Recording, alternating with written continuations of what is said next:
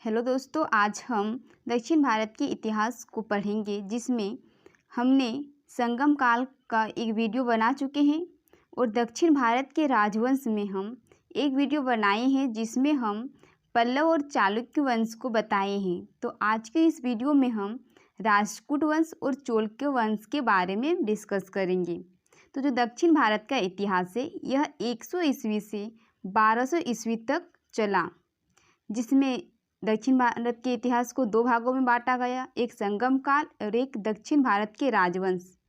तो जो संगम काल है वह 100 ईस्वी से 300 ईस्वी तक चला और जो दक्षिण भारत के राजवंश है वह 500 ईस्वी से 1200 ईस्वी तक चला।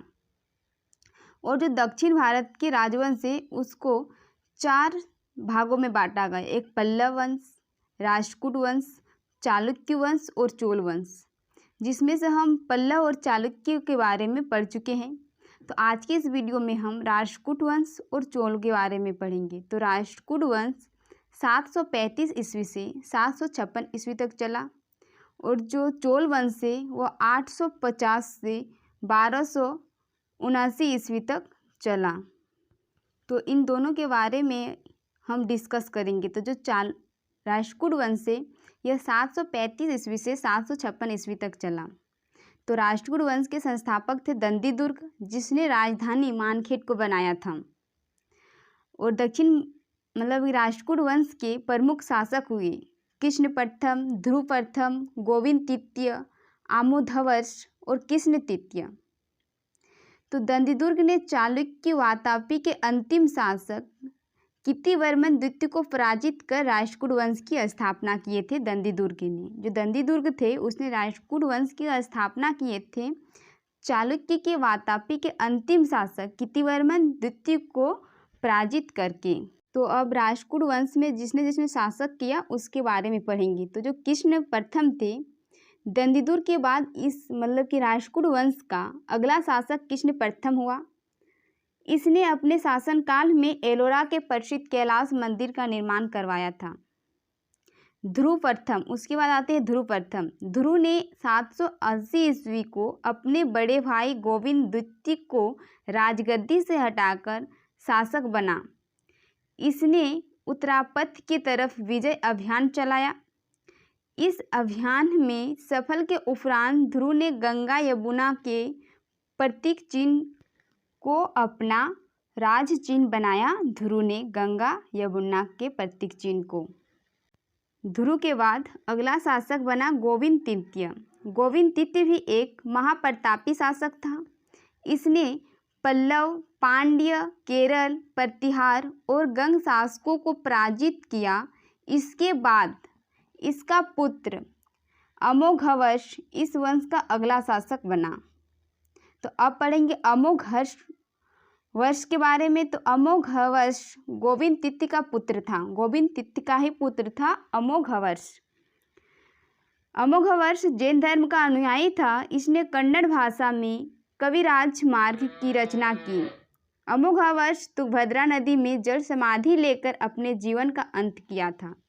अमोघवर्ष ने तुंगभद्रा नदी में अपना जीवन का अंत किया था।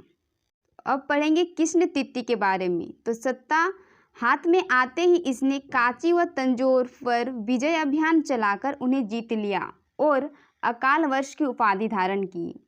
किसने अकाल वर्ष की उपाधि धारण कर लिए थे? कृष्ण तृतीय के दरबार में एक कन्नड़ भाषा के एक कवि रहा करते थे और उन्होंने ही शांति पुराण की रचना की थी। इस वंश का अंतिम शासक राष्ट्रकूट वंश का अंतिम शासक कर्क द्वितीय था, जो एक अयोग्य शासक था। इसकी हत्या तेलप द्वितीय ने कर दी थी, जो कल्याणी चालुक्य वंश के संस्थापक थे। तेलप द्वितीय जिसने कर्क द्वितीय की हत्या कर दी थी और जो कर्क द्वितीय थे वह राष्ट्रकूट वंश का अंतिम शासक हुआ। तो अब राष्ट्रकूट वंश समाप्त हुआ। तो इससे जुड़ी कुछ और भी बात है, जैसे कि राष्ट्रकूट साम्राज्य में एलोरा और एलिफेडा जो महाराष्ट्र में है, गुफा का निर्माण राष्ट्रकूटों के ही समय में हुआ था। एलोरा में 34 गुफाएं हैं, जिसमें से 3 धर्म की गुफा है, एक हिंदू धर्म, बौद्ध धर्म, जैन धर्म। गुफा मंदिर बने हैं। 5वीं और 10वीं शताब्दी में यह तीनों गुफाएं बनी हैं। तो 12 बौद्ध गुफाएं हैं जो 1 से 12 तक हैं। 17 हिंदू गुफाएं हैं जो 13 से 29 तक हैं। 5 जैन गुफाएं हैं जो 30 से 34 तक हैं। बौद्ध गुफाओं में सबसे प्रसिद्ध विश्वकर्मा गुफा है जो संख्या 10 में है। जो हाल ही में रेलवे में पूछा गया था कि विश्वकर्मा जो गुफा है यह किसके शासनकाल में हुआ था, तो यह राष्ट्रकूट साम्राज्य के शासनकाल में हुआ था। तो अब हमारा राष्ट्रकूट वंश समाप्त हुआ। अब चोल वंश के बारे में पढ़ेंगे। तो इसका शासनकाल 850 से 1279 तक चला। तो तीसरी शताब्दी में चोल वंश के पतन के बाद, तीसरी शताब्दी में एक बार चोल वंश का समाप्त हुआ, उसके बाद 9वीं शताब्दी के आसपास चोल साम्राज्य का फिर से उदय हुआ था। 9वीं शताब्दी में चोल साम्राज्य के संस्थापक विजयालय ने की थी। इसे चोल वंश का द्वितीय संस्थापक माना जाता है।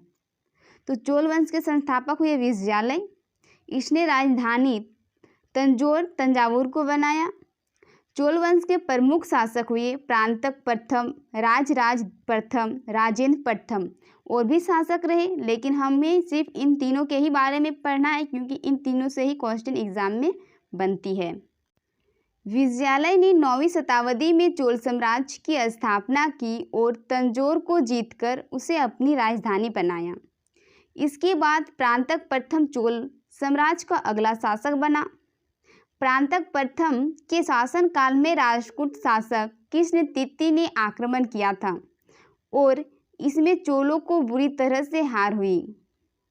इतिहास में इस युद्ध को जो युद्ध हुआ था कृष्ण तित्ती और राष्ट्रकूट शासक प्रांतक प्रथम के बीच, इस युद्ध को इतिहास में तक्षकोलम का युद्ध के नाम से जाना जाता है। प्रांतक इस युद्ध में जो हुआ था, प्रांतक का बड़ा पुत्र राजादित्य भी मारा गया था। प्रांतक प्रथम ने पांड्य शासक राज सिंह द्वितीय को पराजित करके मधुरे कौंड की उपाधि धारण किए थे।